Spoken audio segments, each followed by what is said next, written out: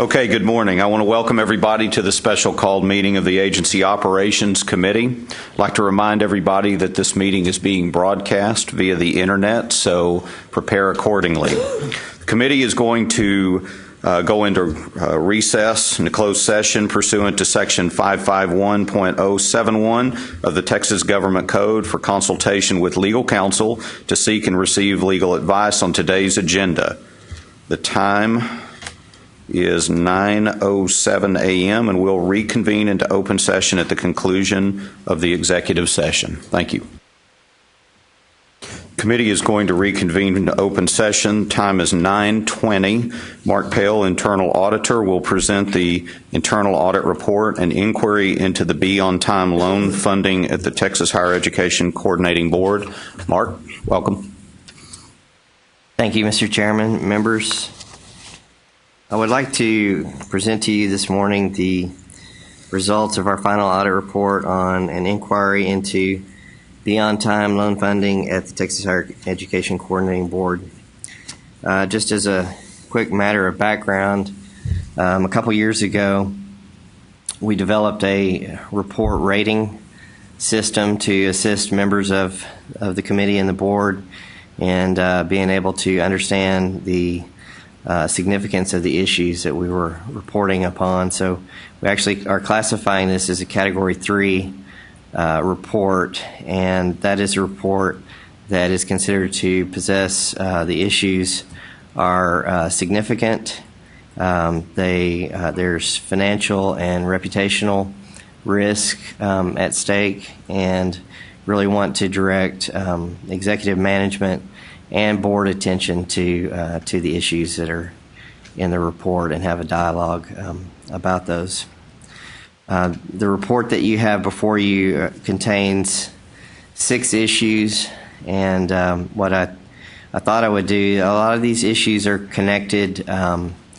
There's several layers to the issues. I have some backup documentation with me in case we get into specific questions or want to go into depth on any one of the issues, but I will begin by starting on issue 1, which is really, I would call the main issue of the report that characterizes some of the financial aspects, and I will go through issue 1, be happy to respond to any questions that you may have about the issue, about the recommendation, about the management response, and then certainly we have management available to elaborate further on any of those aspects as well. So the first issue was the financial assessment of the program, and so you can see in your report on page 5 what we identified.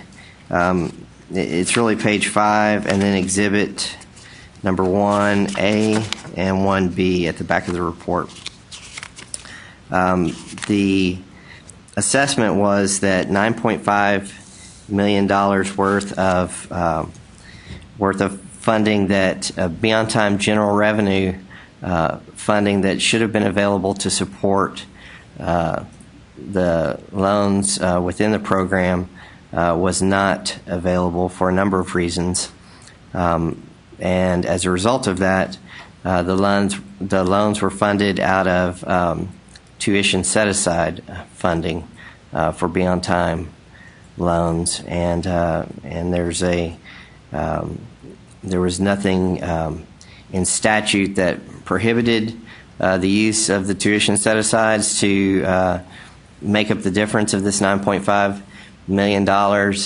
However, from a public perception standpoint and a messaging standpoint, the agency had been operating under the message that tuition set-aside funds that are collected from students that are attending public institutions, that those funds are being used in the program to make loans to students at public institutions and not private institutions. So because of this $9.5 million shortfall or additional use of heavy use of set-asides as opposed to Be On Time general revenue, we really ran contrary to what the stated practice had been, what the message had been. I think there had been an article in 2011 in the Texas Tribune where a lot of scrutiny of set-asides and their appropriateness and a very, I guess, politically sensitive subject matter. And so we're on record within this article as making the statement that there's a separation of those funds, and that the funds coming from public institutions are being used for students at public institutions, not at private institutions. So the findings that are within this report, and finding number 1 in the report, is characterizing something that was very different than the message that was being delivered on the street. The text box of the finding shows you 3 transfers that contributed to the situation of the use of tuition set-asides for students at private institutions. You can see that the practice occurred. There was one event that occurred in 2000 at the beginning of fiscal year 2012, and then the latter 2 occurred in fiscal year 2013, and we have the description of the programs that the funds went towards. Now, one aspect of this that I think is important to remember is that the allocation process was such that the allocations for all the institutions, public and private, were not closely connected to this spending and to this transferring aspect, and therefore from an allocation standpoint, fortunately we can say that none of the institutions' allocations were affected during the 2012-2013 biennium, and we can say that students' loans were funded. These shortcomings in the mechanics, you could say, were transparent to the students and to the institutions, and in fact, it wasn't until the LBB started asking some questions based on some routine reporting that this issue was even came to light, and that began our inquiry and our audit. So the fact that the students were not harmed as a result of these shortcomings in our processes, I think, is a point that we want to try to remain clear about. There is a second aspect of this financial analysis, and it begins on the middle of page 6, and it really is dealing with, we've established that legally there was no issue in moving the funds to these other programs that are shown in the text box.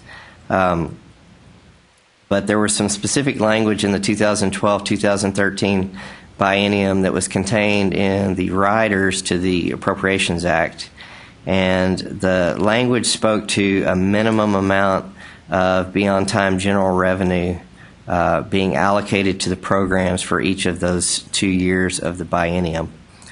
Well, during this analysis, during our conferring with the LBB and the Comptroller's Office, we asked specifically about that rider. We asked about the agency's interpretation of that rider, our methodology that had been in place, and what they came back and said. The LBB concurred with the Comptroller's staff in saying that actually, because of the use of the term minimum in the rider language, that they actually expected to see those funds, the general revenue funds, having gone towards the beyond time loans, and that any unspent beyond time general revenue funds would have then lapsed at the end of the year and had gone back into the state treasury.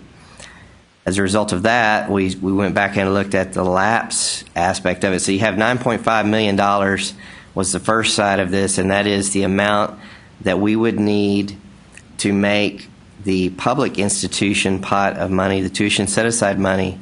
That's the amount that would be needed to make that aspect whole.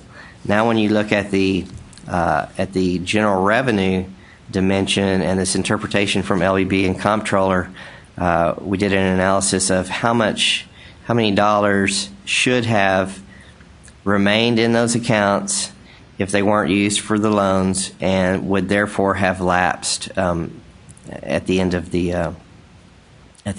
of the years of the biennium. And the result of that analysis, you'll see $4.3 million mentioned in the finding on page 6 that should have lapsed. And then there's really, I guess there's several ways of looking at this. If you look at Exhibit 1B, you'll see where the $4.3 million is listed in green, shown in green at the bottom of that chart. That's taking advantage of some ambiguity in the language, not taking advantage, but that's an interpretation that $2.4 million of loan payments that were received during the biennium, those monies did in fact lapse.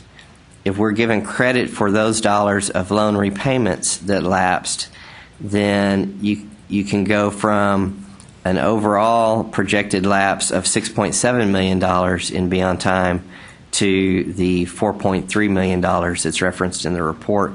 And really, without further dialogue with the Comptroller's Office and the LBB, we don't know where they stand on which amount they would say would need to be restored to the state treasury, or if in fact they may indicate that it does not need to be restored. This is simply following the logic of their interpretation of the rider, and if you interpret it in the manner that they've put forth, then there is some amount that would be that should have lapsed and did not, and therefore we need to have a discussion with them regarding what that amount is and a plan to restore that. So that's the two financial aspects of issue number one.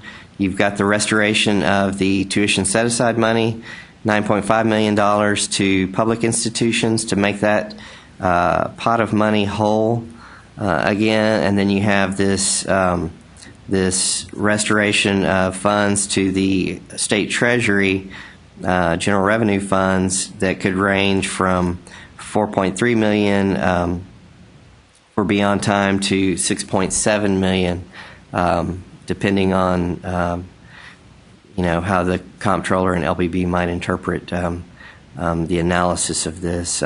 You'll see in the report the management response indicating discussions with bond counsel to use the top fund, which is an amount of money, something over $50 million that's been sitting in reserve because the debt requirements have been met on those funds. And so I think bond counsel was queried as to whether or not those funds could be used to make up these two differences, and so that's kind of where it's at right now. Is we have a favorable ruling from bond counsel.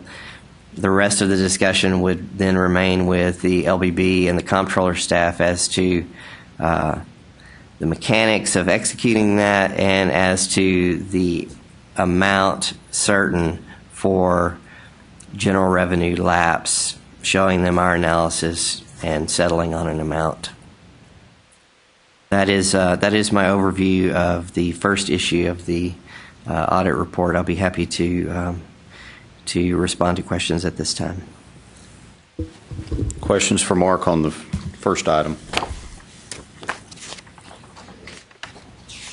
or the commissioner?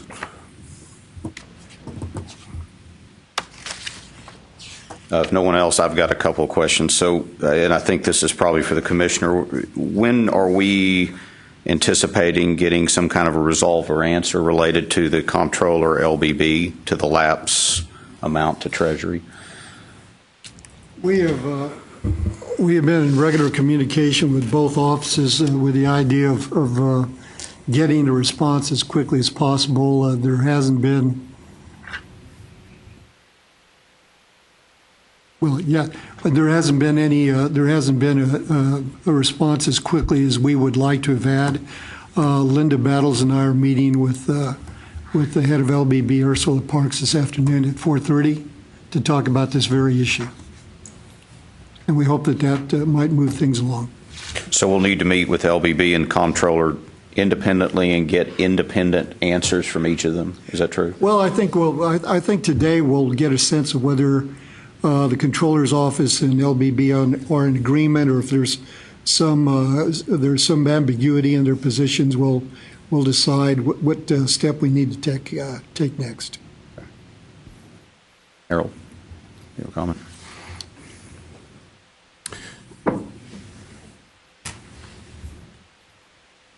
As far as the overall report, I mean, we have a plan in place at this point that will make all of this, whatever the answer is, whether it's 4.3 or 6.7 or whatever the number is, 9.1, 9.5, we have a plan in place that's going to replace all of those funds, make everyone whole, and not create any impact on any institution or any student. We have a plan, and we have sought outside advice about the feasibility of our plan. And as the management response indicates, we have assurances that we will have sufficient reserves in the top fund to cover the paybacks, whatever the amount is, and that we should be in good shape thereafter. That's really important to me. Very important. And you do say in the management response, if the agency decides to restore the funds, and that's the $9.5 million, just a general commentary from one board member, I don't think that's an option. I don't think it's if we decide to restore the funds. I do believe that's a must. To me, the item is, do we restore, do we have an issue related to the lapse to Treasury of items? But I think what is we're still trying to get some answers on, if we restore the funds, will the institutions have the ability to utilize those funds? Understand. Legislatively. And we're working on those answers, though. Correct, yes. We hope we have some greater clarity this afternoon after our meeting with LBB. Okay. Chairman, I have a question. Yes, sir. So Mr. Pohl, and of course I'm new to the board, but why did we decide to audit the Be On Time loan funding? Was it just something that came up on a routine basis, or was there something that came to you that indicated that it needed to be audited? It was actually a request from the commissioner and the chair of the board as a result of there was routine reporting that was occurring with the LBB, and this was in early this calendar year, or potentially December of last year. And as a result of that reporting, questions were being asked about the fund sources of the Be On Time loan program. And I think as a result of that, the realization occurred that there had been this use of tuition set-asides for to fund loans from the private institution students, and so I was called in early on to perform an assessment and report back. And how long ago was that you got involved? That was late February, early March, in that time frame. Well, you've done this on a pretty expedited basis, I guess. Yes, sir. Thank you. Other questions? I think it goes without saying that we've sought counsel from legal, making sure that everything that we're proposing to do and the agencies proposed to do is well within those legal bounds. Is that correct? Our General Counsel, Bill Franz, has been involved in every step of this That's all. this audit and has been involved in looking at the management responses and consulting with the appropriate people about whether it's appropriate and feasible. Okay, Mark, Okay. let's move forward. Yes, sir. Finding number 2 begins on page 8 of the report, and also Exhibit 3 is an organization chart that was in place leading up to, I guess, present. There's been some interim reassignments, but finding 2 relates to the aggregation of duties in the position of Assistant Commissioner for Business and Support Services. And so, as we started to look at some of the contributing factors to the funding situation that we just discussed in finding one of the things that came to our attention was really too many and somewhat incompatible duties that were aggregated in the position. The position has numerous responsibilities, and those responsibilities are both on the programmatic financial aid administration side of the Be On Time loan program, as well as comprehensive oversight of the business function of the agency. And so discussions with staff during the audit and looking at the communication regarding the program, questions about the vetting of information or just issues of risk, the environment of having that many duties aggregated in one individual. That environment did not promote an open dialogue, a discussion of programmatic interpretations of issues versus financial and legal questions about the appropriateness of those interpretations. And so, certainly on a go-forward basis, as we address these issues and want to make sure that we get at the root cause of some of these problems, one of the recommendations that's brought out in finding number 2 is that position be reevaluated, that there be a separation of programmatic and financial aspects of the administration of this program, as well as the other programs that fell within the purview of that position. And you can see from the response to finding number 2 on the top of page 9 that management agrees with the recommendation, and that there's already the duties that were formerly in the one position have now been separated into two positions, and I think there's things in progress to move from an interim status to a permanent status for the split of the one position formerly into the 2 positions presently. Questions on issue 2? What are the 2 positions now that you're speaking of? The 2 interim positions are Assistant Commissioner for Financial Services and Assistant Commissioner for State Student Financial Aid Services. And those were formerly aggregated in the Assistant Commissioner for Business and Support Services position. Do those new 2 positions then replace the Assistant Commissioner for Business and Support Services, or that position continues on? No, that's my understanding, is that it's a replacement. That is correct. Yes. And I noticed, looking at the organizational chart, that and I guess this was as of May 2014, that there's supposed to be a Deputy Assistant Commissioner of Business and Support Services, but it's showing on here that that position's vacant. That is correct. Did that possibly have an impact, not having that person in place?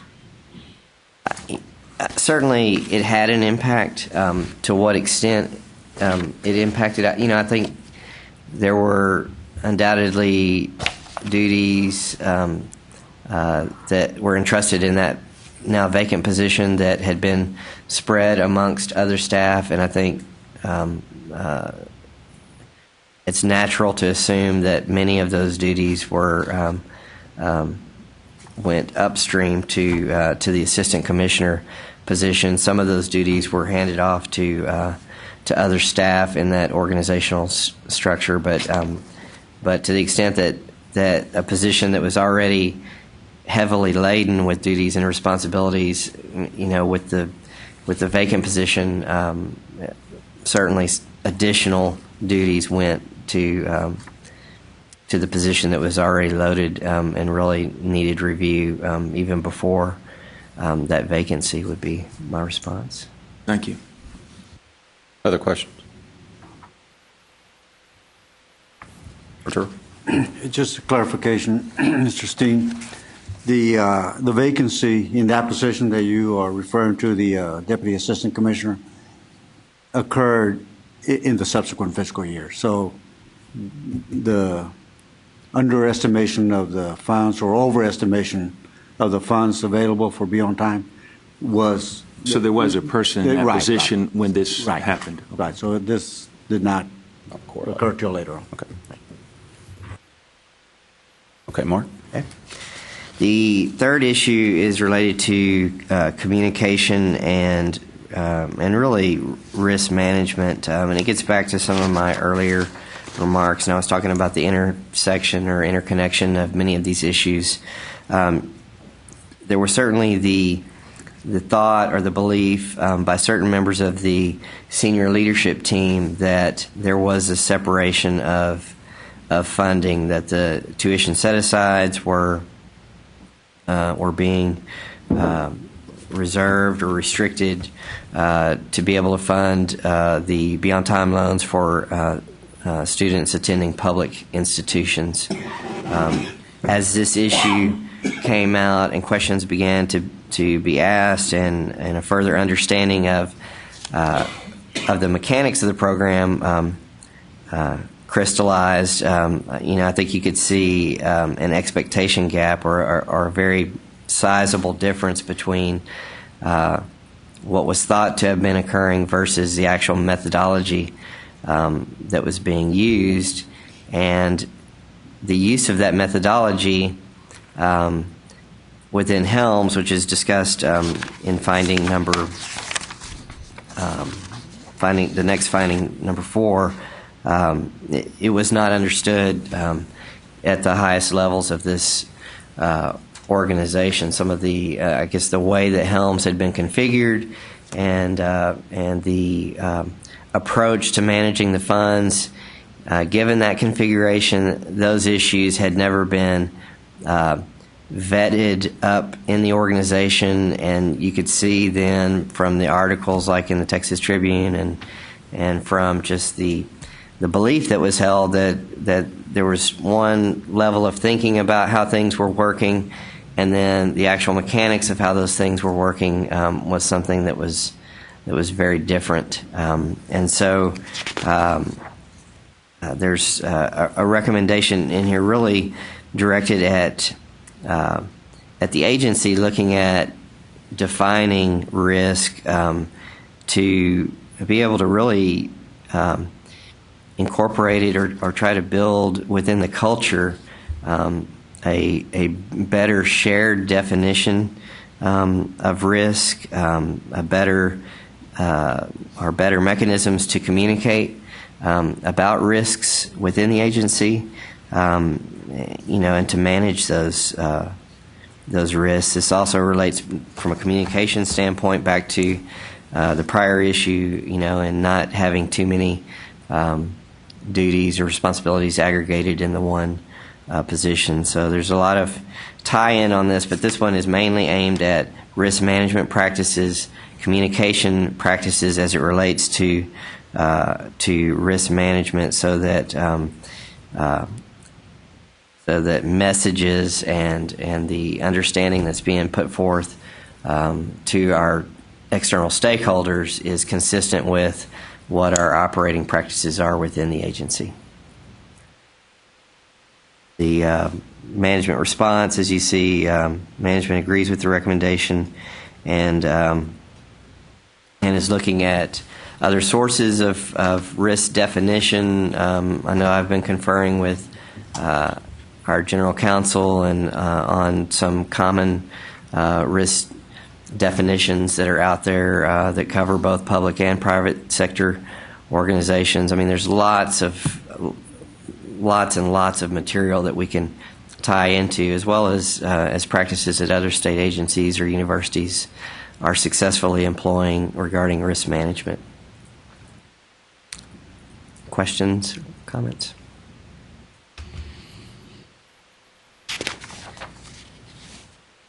The fourth issue relates to the configuration of helms, and again, this is one of the factors that contributed to the funding situation that was described in the first finding of this report. The helms was configured really to process loans in a batch environment. So in a given day, as loans are submitted for funding to the agency, all of those loans in that batch, whether they are from private institutions or public institutions, they are funded out of one source of funds for a given batch. So there's a lever or a switch, if you will, and if that switch is pointed on that given day at tuition set-asides, then whether it's a public institution student loan or a private institution student loan, those loans for that day will be funded out of tuition set-asides. So there's a missing dimension to the software. When this program first began, the funding sources were not in place, but in 2008, that's when general revenue began being appropriated for the purposes of this program. So you had an external change that was not then mirrored by a change within the software that the agency was using to process loan payments. And so we went through all these years using the software in a way that really didn't align with the way the monies were being appropriated for the program. Because of the issues that have occurred and the discussions that have been occurring since this project began, there's now a fix that's being worked on and developed to put a front end on helms to take that batch of transactions as they come in for the day and split them up front between public and private, and then fund each of those, tie each of those directly to the appropriate funding source. And had that fix or determination been made some years ago, then we wouldn't be having these discussions today, because there would not have been an overuse of or a use of tuition set-asides to make up the difference on these general revenue funds that have been used for other agency programs. Mr. Chairman. Yes, sir. Mark, has it been determined that as far as the front-end system, I mean, that's just an adaptation of a computer program, right, as far as the fix on the front end? Yes, sir. And it's readily available? Well, I think my understanding is that our information services is working with the vendor, and that there's programming required in order to do this. But yes, it's an adaptation that sort of a front end, a loading ramp, if you will, to get the funds, the requirements loaded into the proper funding channels. How long have we been utilizing Helms? 2007? April 1, 2007. Yes. And the split took place in 2007, is that correct? Out of the batch?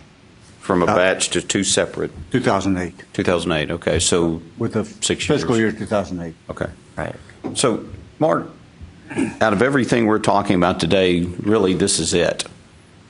if Helms works, we're not having this meeting today. Do you agree with that or not agree with that? I agree. Okay. So what's our estimated, I don't know who to direct this question to, what's our estimated fixed time for Helms? We, as soon as I was made aware of this glitch in Helms system, I directed Deputy Commissioner Alonso to move to repair, to correct the deficiency as quickly as possible. That was what, March? And, Yes, about mid-March. And you plan to be done with this by July? We have been given an estimate of July, mid-July or so, but we think that it's going to be before then. Certainly for the lending season that's coming up, which is originating loans for the FY16 school year, it will be in place. Of that, I am assured, and I can pass on that assurance that it will be fixed before we start the next origination cycle for Beyond Time loans. Mr. Chairman, so would Dr. Alonso, would you be on the agenda for a future meeting to come back and tell us this is all taken care of? We can certainly give updates. I suppose, well, I shouldn't suppose, but Mark, you probably will do a follow-up on this audit given Absolutely. the proper time for implementation, I think, which is common standard or common practice. Well, there's just a lot of detail to Yes. what we're doing, and Sure. it'd be nice to get your assurance that at a future meeting you'll come back and make a presentation to say this has been taken care of. I will be glad to do that. Mr. Steen, because this issue is important, I can assure you as soon as I'm informed that the repair has been made, I will inform the board. I won't wait till the board meeting. Well, but it's also nice in terms of the public knowing Right. we need to also do it at a board meeting. Right, we will make the point at a board meeting, but we'll pass the information along as soon as we have it. Well, John, we're talking about a number of items here, all of which I think are open. So Right. we're going to end up having to come back and see closure to this, but a number of other items as well. And to that point, Chris, so procedurally, we have this report, and we have the management response, and then so is there a follow-up report that you do based on what the manager response did or did not do? I mean, I'm just trying to figure out how we walk through this to where we get to the point where we all understand that it has been satisfactorily addressed and corrected, and just kind of having an idea of what that path looks like. Certainly, Mr. Jenkins, it's it's a auditing standards requirement as well as a common sense kind of approach to this, that we come back in, we schedule follow-up work, and we'll take each of these issues and do an assessment of what management put in place to address these risks and report back to the board. Your chairman's going to insist on it. So, yes. Okay. The fifth issue of the report relates to the Beyond Time allocation methodology and supporting documentation. This issue really made our assessment of the program, made our assessment of the funding situation much more difficult because there really were not detailed written guidelines in place to be able to know what was the marching orders or the standards of practice as to how this program was being administered in terms of from beginning to end, really the allocation process, the mechanisms on a daily basis for processing the loans and Helms. Any questions about changes in allocation that might occur during the year? I mean, there are a number of different areas that, and in no one of those areas was there, a rigorous set of documentation that we could look at to help us understand the program and to help us better assess it. So certainly going forward, a lot of this is now tied into statutory changes that have been pulled into the negotiated rulemaking process, both public and private. I guess private has already occurred. Public is slated to occur this summer. So you'll have some things that are fixed in rule regarding the allocation process. But I think even with the things fixed in rule, there's still internal mechanics as to how a process gets accomplished. I think we saw evidence of the state auditor's approach to assessing things like this when they did their performance measures assessment last year, and to be able to understand, really even from a business continuity standpoint, if people are out or unexpectedly, to be able to have a program documented so that you know what files are being accessed, where information is being stored, how do you get from A to Z in a process, what's the 30,000-foot view of the process, and then what's the, down in the trenches, how is it accomplished on a day in, day out basis. The better that's defined, the better we are in terms of our internal controls, and in terms of responding to any questions, in terms of transparency, really, to be able to assess a program, it needs to be well documented, and that's the crux of the fifth issue there.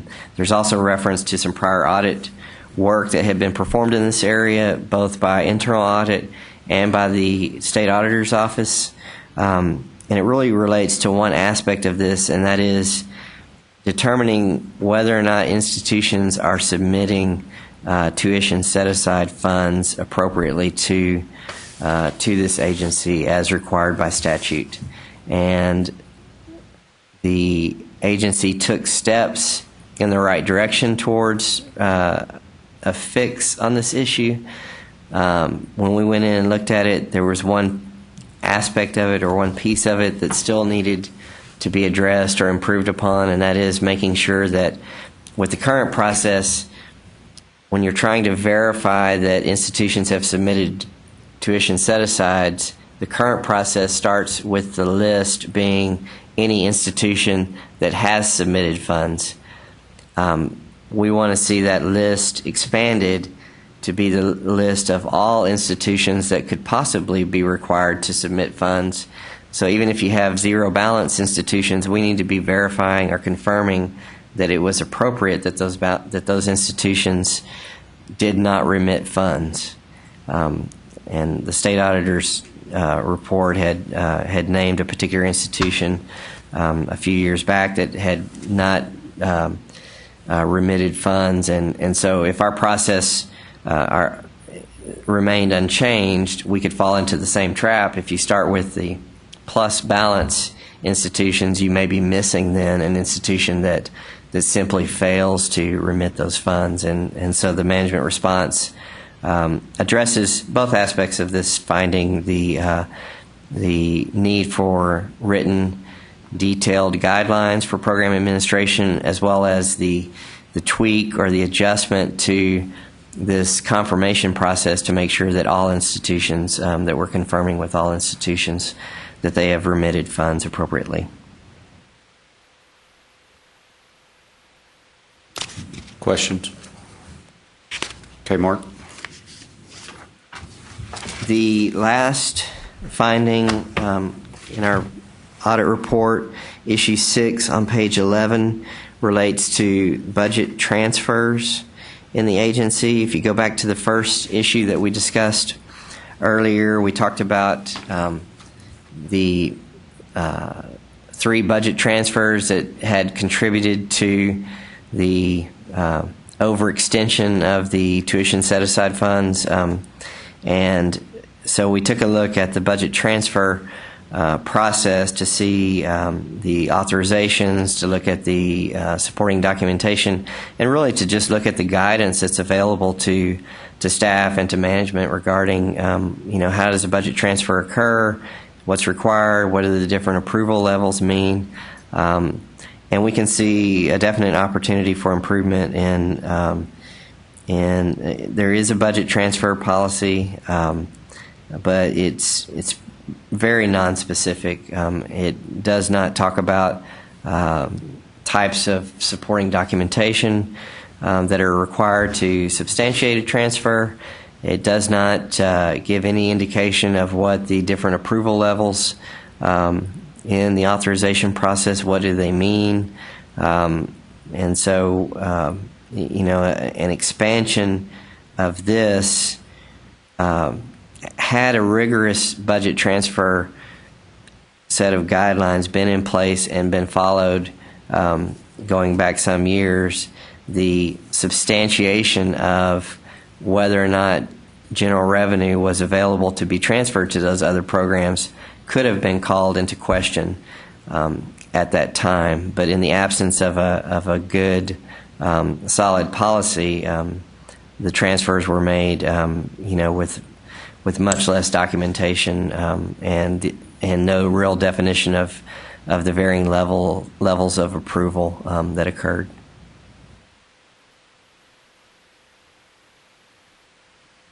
Any questions? Questions? Mark, I think that one is a big deal because when I look at the 3 transfers out, they were done differently, and that gives me some concern. That I agree with your comments and management response. I think that's an important one, that we get a much deeper handle on how these are done, better documentation on how that's done. So I think the board in general has to rely upon the staff to make those representations, and in one case there was not even a board approval for a transfer.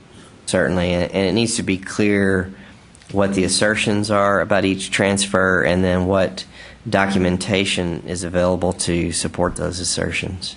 Great. Any other questions or comments on the report that I can That's the address? end of his summary. Any questions, comments for Mark or the Commissioner? John. And just a clarification, so we're looking at, we have before us your cover letter, May 5th cover letter to Dr. Paredes, and the executive summary, and then your detailed observations, recommendations, and management responses. Is this paperwork available to the public? This report? Yes. Yes, sir. So It's a somebody public- that wanted to look at what we've been talking about Yes, sir. about And- today could look at this. Correct. And by statute, we will be providing this document to a number of external stakeholders, the LBB, Sunset Commission, State Auditor's Office. So they will all be getting a distribution of this report. So what I see as good about this is that you raise 6 issues resulting in 6 recommendations. And in each instance, when you have the management response, the first sentence is management agrees with this recommendation. So you're getting full cooperation from management in terms of remedying all these issues. Absolutely. Throughout the process, Dr. Paredes was very clear when I was engaged up front to look into this that he essentially said, leave no stone unturned, and he asked me to report directly to him on all of these matters, and very supportive throughout the process. Thank you. Other questions? Mark, the one thing I would ask, there's a lot of open items here. I think you've done a great job of summarizing. There's a lot of open items. I think as a board we need to feel confident those items have been addressed and that we're comfortable moving forward, that we're acting in the best interest of our constituents, Absolutely. for lack of a better word. Yes, sir. So we will need follow-up. I think sir. that's going to be important that we follow up and make sure all these items are taken care of with you and with the Commissioner. Certainly understood. Thank you for your work on this. Bet. Anything else? Okay. Committee will now recess into closed session pursuant to Section 551.074 of the Texas Government Code to discuss and consider performance of employees having oversight of, responsibility for matters covered in the internal audit report that Mark just presented, entitled An Inquiry into the Beyond Time Loan Funding at the Texas Higher Education Coordinating Board. The time is 10:09 a.m., and we will reconvene into open session at the conclusion of the executive session. Thank you.